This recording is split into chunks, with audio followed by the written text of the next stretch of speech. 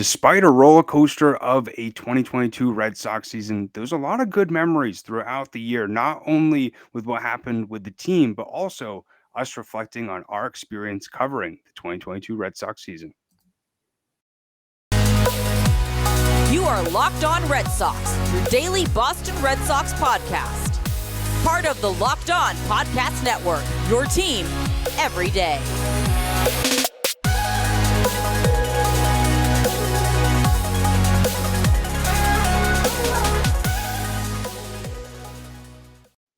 I want to welcome you back into Locked On Red Sox podcast, and thank you so much for making Locked On Red Sox your first listen of every single day. I'm your host, Massachusetts Power's team insider, Jake Ignaszewski, and here, as always, with my co-host, NESN's Lauren Willand. And this is, I guess, essentially, I'm saying that this is our first off-season sort of podcast. We did the reflection right after, the game. I still feel like that was like a recap of like what was happening during the season, but now it's in full reflection mode, and it's pretty crazy today looking back on some of the episodes, the roller coaster of the season, and everything that we covered of this interesting, I think that's the best word to use, of a season for the Red Sox. Yeah, interesting certainly is a good word. Interesting, disappointing, roller coaster. It was fun covering it, and it was great that we still kept that same energy for 162 games, even if 100 of them were miserable. But it's our off season now, and I'm excited to be able to leave this season behind us and look ahead to the future. I'm excited for all these rumors, whether they're going to be good or bad, but I'm ready for this busy off season. I haven't been this excited or this intrigued by an off season in a very long time. Me too. And I got to be honest, it's kind of been a little bit nice to not have tons of stress watching these wild card games of the playoffs thus far, and sort of just enjoying it. And if a certain team loses, like I'm not putting money on it or anything like that, so I'm not super distraught, and I don't really have any major emotions into it. So it's nice to be able to enjoy just watching baseball and not really getting upset, or in some teams you get excited about a little bit. But one thing that I noticed this past week really frustrated me. It sort of took me back to 2021. The Philadelphia Phillies using "Dancing on My Own" for their celebration after winning the wild card game.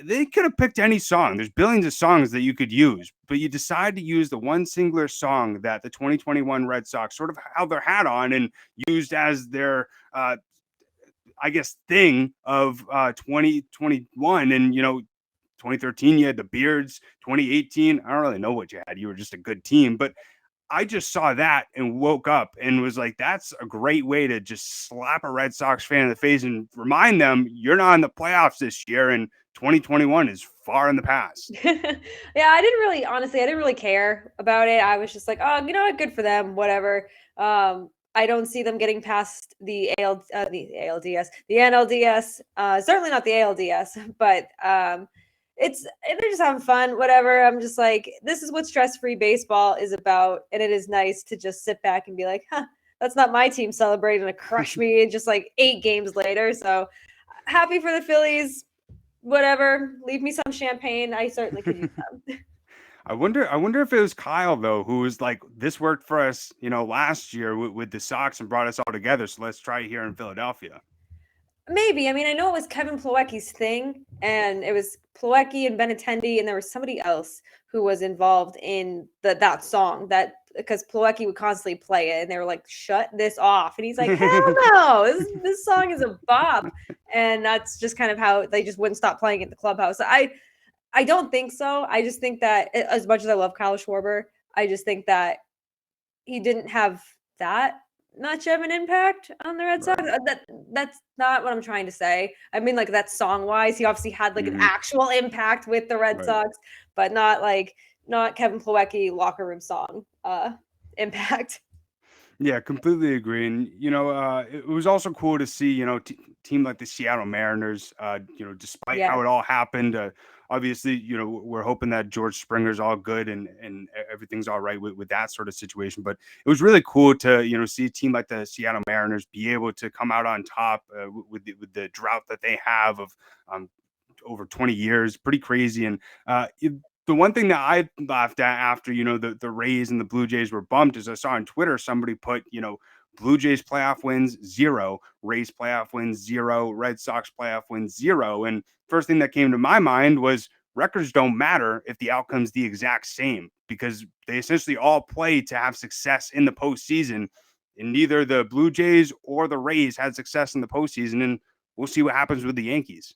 Yeah, it's gonna be a lot of fun. Now the fun starts. The wild card was great. It was super entertaining. I'm so happy for the Mariners. I really thought that was gonna go 3 games until they were just like, no, never mind. We're gonna make this end in 2. So that was a lot of fun to watch. I do have some Blue Jays friends on Twitter, so I was sad for them, but the Mariners are just such a fun team. They've been fun all season, so I'm really excited for them, and I'm excited to see what both AL teams will do in the AL all 4, really. But anything can happen in the playoffs, as we saw last season with the Red Sox. So will one team upset the Yankees? Will they upset the Astros? I don't know. I mean, the Yankees and the Astros are very, very good teams, Right. but the records do not matter in the postseason. This is a clean slate for everyone, and it's just buckle up because it's going to be a lot of fun. I feel like a lot of these series are going to go the distance.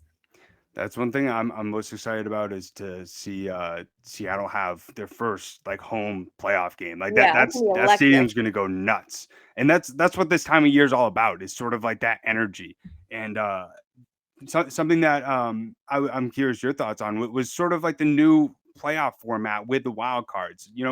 This was something going into it that, in my mind, I loved the one game to where winner takes all, and the adrenaline is all on this one singular game. But there was also some instances where we saw luck play a factor, and I think that this gave both teams a fair shot of the better team essentially being able to move on. Yeah, I like the wild card. I thought last year I wanted more of Red Sox Yankees. I thought the one game was just kind of a tease. And while I understand you kind of have to figure out how to make this kind of a series, I love the 3-game format. I feel like they should reseed after the wild card, but maybe that's a discussion to have down the road with MLB. But I like the format that they have right now, and I think that if it's gonna work, they're gonna keep it. So I mean, I think we still have the chance to see a Yankees Astros ALCS. We still have a chance to see some of the best teams fight to the death to get to the World Series. So it's still a lot of fun. Maybe I'll feel different next season when there's different teams involved. Maybe if the Red Sox are involved, but I right now I like it, and I just think that they should kind of stick with it. If it's not broke, don't fix it. That's what I've said my whole life, and right now it just seems to be working. One thing that I didn't realize going into the playoffs, though, is the importance of that home field advantage. Yeah. For some reason in my mind, I thought they might have split, those 3 games into 2 different places. But really, it's so important and crucial in that wild card series to be able to have a home field advantage. We know obviously how important that is, but especially have all those 3 games. Yeah, 100%. And I think that's what I like the most, is that there's no travel involved. So there's no real travel stress on either team. Like, yes, it sucks for the away team to not have their home crowd behind them, playing at their own ballpark, sleeping in their own bed. So I get that, but I loved the energy throughout every single series. It was so loud. The fans were going nuts. And even though the Mets lost, I don't know if you saw this, but Francisco Lindor's daughter was the cutest thing in the post-game press conference. She was Francisco Lindor was talking, and she was like, "Hey, Buck," because he's like, "Oh yeah, Buck." Like, Buck left, and I guess she's obsessed with Buck Showalter, which is just the cutest thing. If you haven't seen this video, you need to just Google Francisco Lindor's daughter, and you will find it. And I was like, this is the best thing to come out of this NL and the NL wild card. So that was a lot of fun. But the crowd itself, yes, it was home field advantage. People can tell you it's a myth. People can tell you that it doesn't matter, and sometimes it doesn't. But definitely in a wild card series like that, you definitely have the advantage being at your home field, having your home crowd behind you. I mean, you could look at the Mariners. They didn't need to be in their hometown or their home field at all, but neither did the Mets, unfortunately. But I love that. I love the postseason energy, because I feel like you can feel it from just right through your TV. Like I said, so loud. Everyone is just on their feet constantly. Every single pitch matters in the postseason to these fans, and it is a lot of fun. I was watching the Cardinals Phillies game, and the Cardinals looked like they could have tied it or won it in the ninth in a walk off, and I'm like, this is not how Albert's career ends. No. So that was a little bit sad, but Yeah, it was tough. the energy throughout the every single series I thought was just incredible and made me miss the Red Sox in the postseason for that. But also I'm like, stress-free baseball, Lauren. Right. Let's put your mind where it should be. Stress-free baseball. And there's pluses and minuses, but I hope it's not this every other going forward, to where the stocks are either in or they're not every other year. But I completely agree that that energy is just incredible. And that's one of the biggest things that I noticed when I went to my first Red Sox postseason game last year. And granted, it was game 3 of the Rays series, so it was and they were ultimately able to win after that. So it was so crucial, but the Buck thing was also hysterical too, because my dad's a huge Buck Showalter fan. He just thinks it's cool, how he interacts with the media and how he goes about his business and how very old school he is. And so I don't know. So I don't know if you saw the version. So mainly the version that's going around is in the real version of just Lindor and his daughter, but there was a version where it showed Pete Alonso. Yeah, she's waving to him. Yeah. So I saw that whole other vantage point. I'm like, this makes it even better. Like, this is awesome, because then you also get to see Pete's reaction to her talking to Buck and everything like that. But it also just makes you think, especially with some of these teams, they're going to look completely different next season. Who knows where they'll be as well. Yeah, it's crazy to think in the postseason that these teams, a lot of them are going to look different. And I specifically think about the Cardinals. And that's an end of an era right there with Molino, Wainwright, Pujols. That is my childhood, just completely just walked off the field at the same time. And I don't know if Wainwright officially said he was going to retire. I can't remember, but it's still, regardless, just end of an era there. But then you think of other teams that have so many question marks going into next season. Free agents. Are they going to be able to opt out? Are they going to be able to re-sign their big players? And are they going to be in the postseason? I feel like the Braves and the Mariners, they're going to be around for a little while, but especially the Braves, I want to know what they're doing to get all this endless money. And if I can have some, I would really, really appreciate it. Did you see the Spencer Strider thing? Are you Yeah, kidding me? So the Passan put out the whole thing, and it's they have 3 guys until 2030, and then the rest of them are until 2027, 2028. Chaim, take notes. Exactly. They're doing it right. They're getting their young, promising players locked up. They know they've been out of the postseason for a long time, and they don't want that to happen again. And they can recognize the talent that they have. I don't like the longer term contract. I think 8 years is as far as I'd go. But then I think about 2030, where I'm like, Jesus, that's a long time from now. Good for them. If they want to be a contender for years to come, they're doing everything the right way. We also see with Strider's, the year by year salary. I mean, for the next 3 years, he's getting 1 next year. He's getting 4 the next 2 years, and then once he starts to really get into his prime, they're only paying him $22 million. And this guy was one of the best pitchers in their rotation. And especially once they get to that 2025, 2026, top end pitchers are going to be getting paid 35, 40, 45. You know what I mean? And so it's really cool to see, how smart Alex Antonopoulos is really maneuvering this roster. And, especially when they first started their rebuild, that's one of the biggest things is not only having a window. We see a lot of these teams like the Cincinnati Reds, sorry, Jeff, to call you out, but, some of these other teams who, go through a rebuild every 3 or 4 years, and they have that specific window of being able to have continuous sort of success, which we've seen with the Dodgers, and hopefully we see with the Red Sox as Chaim has promised. I hope we see Casas in the next 2 years maybe get 4 or 5 year deal to just cover the arbitration period, and maybe get 1 or 2 years of his free agency. We saw that with Whitlock. He got a 4-year deal until I think 2024, 2025. But once you start to see the talent, just take advantage of it, because if they did this with Devers and Bogey, we wouldn't even be having any of the conversations that we would have this year. We'd probably be having a very different season if they could get a decent roster. And the roster is decent. I know that. We'll break it down throughout the offseason as well, where things went wrong and whatever. But like you said, Chaim, take notes, because this is what the Red Sox, is what other teams should be doing. If you want to build a contending team for seasons to come, you have to put trust and put faith into your young talent, because they're what's going to carry you. Yes, it's great to have the veterans on your team, of course, like they make your team, but the future is now, and you need to get these younger guys locked up. You need to get your bigger veteran guys locked up. And that's at Red Sox. But I love what the Mariners are doing, and I feel like they're almost setting an example here, being like, we're serious about our talent, we care about our fans, and we want to put a good product on the field. This is what we're going to do to make it happen. And I said the Mariners, I meant the Braves, but in the Mariners They did too. Yeah. But the Mariners too, and I think the Braves too. I mean, the Braves have been good, but it's just when I see these teams put all the money toward their talent, they sign their talent, they have faith in their talent, they want to see their fans happy. I sit there and I'm like, okay, the Red Sox will do it. This is going to be the year they don't let me down. So I'm going to be naive every year until they don't let me down. So this year will be no different.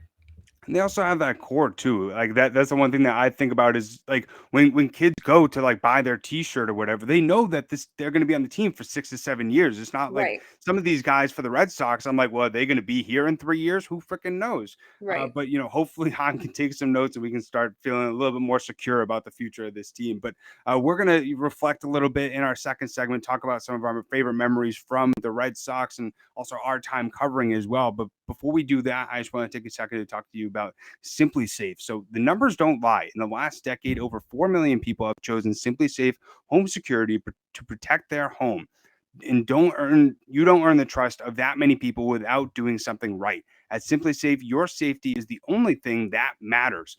I know that because I use SimpliSafe in my own home, and they protect you with cutting-edge security technology powered by 24/7 professional monitoring agents who always have your back. And here's why I love it. I'm somebody who I always want to make sure that my stuff is going to be safe, secure, and that, when I leave or I'm not around my house, that, somebody else is helping me be able to watch my precious belongings. And I've had a few scary run-ins with this, and SimpliSafe has been great to be able to help me with that. They have 24/7 professional monitoring, and you can call their agents at any moment, anytime there's a threat detected, and they dispatch to police or first responders in that emergency. And it's essentially your blanket on your home for protection with advanced sensors for every room, window, and door with HD security cameras for inside and outside your home. So customize the perfect system for your home in just a few minutes at simplisafe.com/lockedonMLB. Save 20% on your SimpliSafe security system when you sign up for an interactive monitoring plan and get your first month free. Visit simplisafe.com/lockedonMLB to learn more. There's no safe like SimpliSafe. So continuing to reflect on this interesting season. I'm going to keep on using that word, but there was a lot of good moments. There was a lot of tough moments, but the first one that came to mind for me, when I first thought about doing this topic, was the Nick Pivetta complete game. This was right after he had that really tough April where I think his ERA was up in 8 or 9. And I don't even think he won a game throughout April. I think he was winless. And then he just came onto the mound and, had a incredible complete game and only allowed one earned run. But, that's sort of when my confidence in him sort of reignited of, all right, this is what we've been waiting for. This is sort of the Nick Pivetta that we expected. Yeah, that was a really good moment for the Red Sox, and especially for Pivetta. He really showed that he could be a stable pitcher last season. And this year he didn't. He started off like 0-5, and we're like, oh no, like this is not going to be good. But it was really good to see him get that game, and it was really good for the Red Sox. And that was during a time when I was like, okay, the Red Sox, they could still have a really decent chance here at making a postseason run, even though it's still early in the season.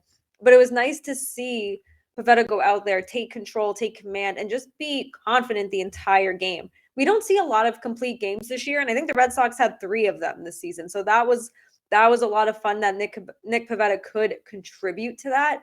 I love Nick Pivetta. I am a Nick Pivetta apologist. I love this guy, and just to see him get that complete game was like a big win in my book.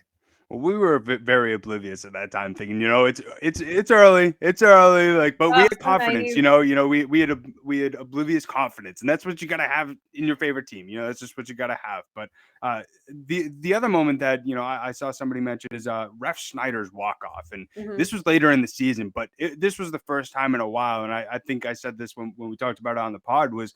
This is the first time in a little bit where, I was super excited watching the game, and, I was on the edge of my seat seeing, them score 4 runs in the 9th against the Texas Rangers, despite it being a team like the Rangers. It was just cool to be able to be back super excited about your team getting a great win. Yeah, that was a lot of fun too, and I believe I could be wrong, but I believe that snapped one of their longer losing streaks, and it was just a really good moment. It's good to see Ref Schneider too. I mean, he's somebody who's kind of like, who is this guy? Why do we have this guy? Why is he on the roster? So to see him just come through really, really clutch for the Red Sox, I very much enjoyed that moment for him. I always love a good underdog story too. So when someone's in a position to win the game for their team where you think that they're probably not going to do anything and then they do the thing, it Mm-hmm. just makes for just such a fun story and a really good moment in a season that didn't really have a lot of fantastic standout moments.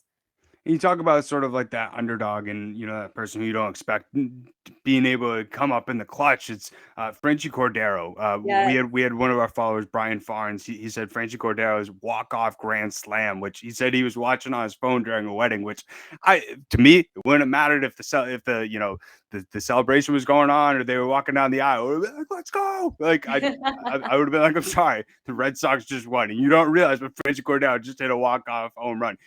Grand slam. You might not know who he is, but this is a big deal. Yeah, that was fun. I remember it was the day of my bridal shower, and Derek and one of my bridesmaids, we had gone to a brewery right after to catch the end of the game, and we were 3 of like 5 people in there, and we screamed so loud. It was just, I mean, yeah, we had all had a couple drinks in us at that time too, but and my friend made it even better. My bridesmaid who was with me was a Yankees fan. So it was a lot of fun, and she That's awesome. loves Franchi Cordero. She's a Worcester Red Sox season ticket holder, and she loves Franchi. She's just like, she has so many good stories about him as well, and so that's really nice to hear. And it was just kind of like nice to be like, hey, your favorite Red Sox player on your least favorite Red Sox team Yeah. just walked off the game with a grand slam against your team. I think they were playing the Yankees, but And and that, and, that, and that was like that was when he was like on a tear too, yeah, and so like we were he like, was holy crap, what is going on? that was a time where I was like, he's never going back to Worcester. Like he's staying in Boston. That was a really fun moment. Like I said, it was nice to be able to be with my Yankees fan friend and then Derek and just also like being on like the high of like my bridal shower that day. And Mhm. that was just the perfect way to cap it off. And I mean, we already talked about complete games, but I think we'd be remiss if we didn't talk about Waka's complete game and Evaldi's complete game as well. Just those were 2 shining moments in this season, and especially for someone like Waka because he was so good all season. He spent a month or whatever on the IL and still was the Red Sox best pitcher Yeah. all season. So to see him do that, go on the IL and just not miss a beat until like the last 2 games of the season. That I absolutely love that. And I love that for Evaldi too because Mhm. he's probably not coming back next year. And he's been so important to this team throughout his 4 or 5 years here.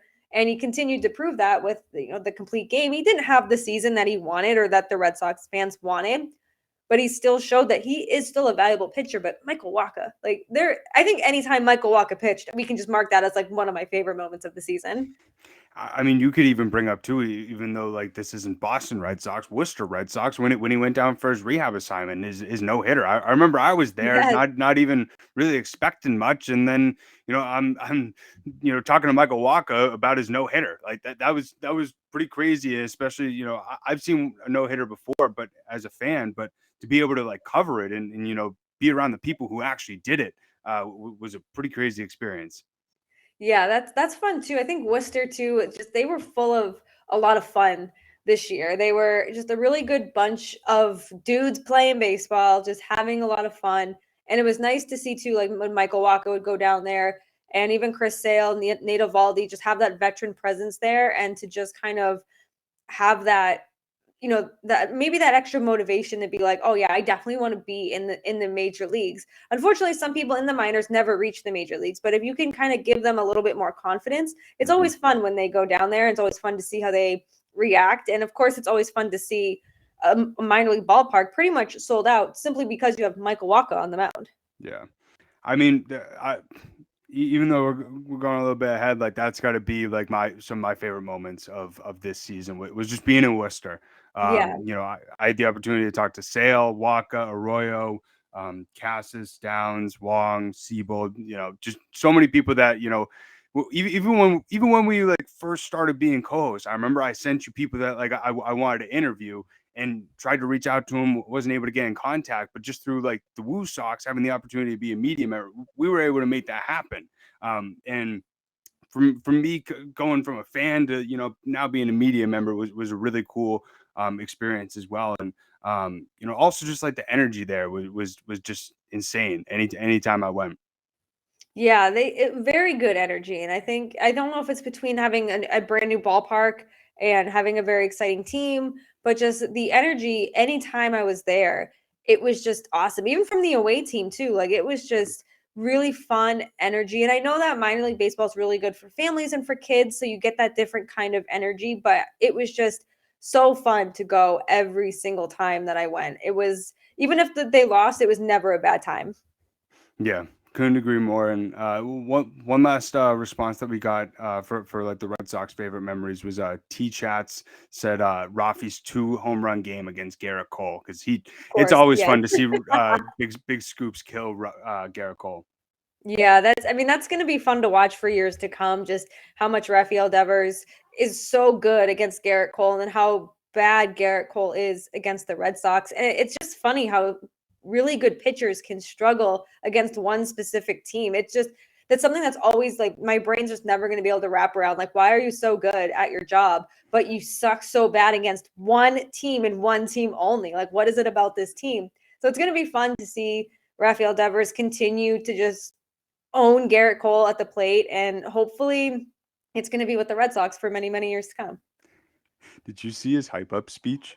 Yes. I was like, oh man, I'm going to play this every morning to get me out of bed. That's how much it hyped me up. I'm curious to hear what Stacy thought of it and them over there on Locked On Yankees. Like, I mean, and Carabas killed me when he was like, I could run through a wall after hearing this. I'm like, all right, Jared, you're killing me.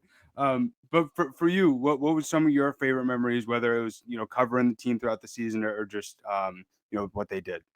Yeah, I think, Franchi's moment, like I said, really stood out to me.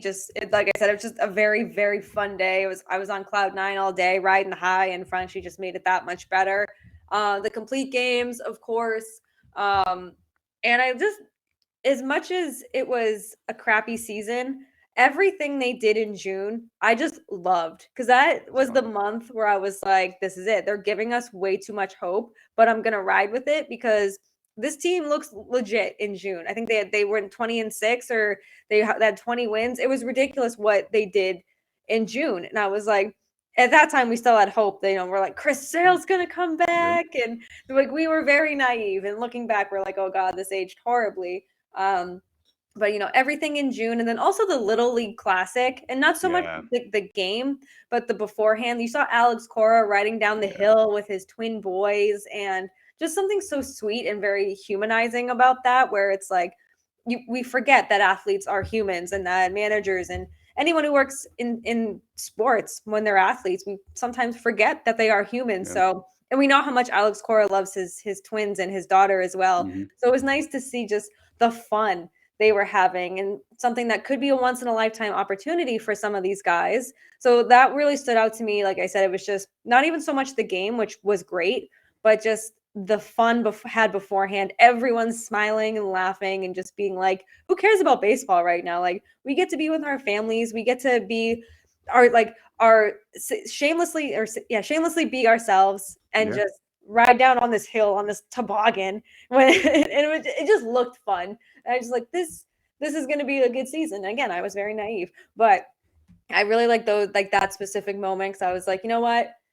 You look back at the season, as bad as it was and as frustrating as it was, you still have those fun little moments to look back on, where it's like, Alex Cora riding down the hill with his twins, like Yeah. so pure, such a pure moment. Yeah, that was really cool. And you saw some of those guys who are in their mid to late 20s, just like, or in 30s, some just turn into like 5-year-olds. You know what I mean? Yeah. Just like, oh, and it was also cool to see them interact with some of the kids who were playing in the Little League Classic as well. But just overall, it was not only in this episode but just throughout today, just reminiscing on throughout the season. Like, there's a lot of good moments, but there's also some frustrating moments as well. And we'll continue to reflect on the season, talk about some of the predictions that we were wrong about, talk about some of the things that maybe surprised us, but look for more of those later on throughout this off season and in this month as well. But we're gonna end it there. But other than that, I just also want to mention too, is World Mental Health Day, and that's one of the things that we always speak about is our mental health minute. And I think especially on this day, it's so important to practice and talk about and promote the fact of being vulnerable and talking about your struggles, and also being able to have those resources, whether it's those friends or family that you're able to speak to, or being able to have a journal or meditate or essential oils, whatever it is that helps you be able to relieve some of the struggles that you may be having. It's so important to be able to have those. Yeah, and I think it's very important too to remember that mental health isn't linear. So it's how you deal with your anxiety, with your depression, with whatever you have going on. Just because someone else doesn't do it doesn't mean it's wrong. You can figure out how to maintain your own mental health for what's best for you, whether that's therapy, which I would highly recommend therapy. I mean, it is, whether you think you like nothing is really wrong with you, Mhm. you don't have to have something quote unquote wrong with you to go to therapy. Sometimes you just need a third party to chat with, and Right. you realize how much it improves your mental health, even if you don't have anxiety, depression, or anything. But it's really important, like you said, to find something that works for you. Journaling, meditating, working out. But it's also very important too to just listen to your body. And it's okay if you spend all day on the couch binge watching your favorite show. If that's how you reset, if that's kind of how you get back to a better place, do it. And if it means eating out and going to crappy fast food places, do it.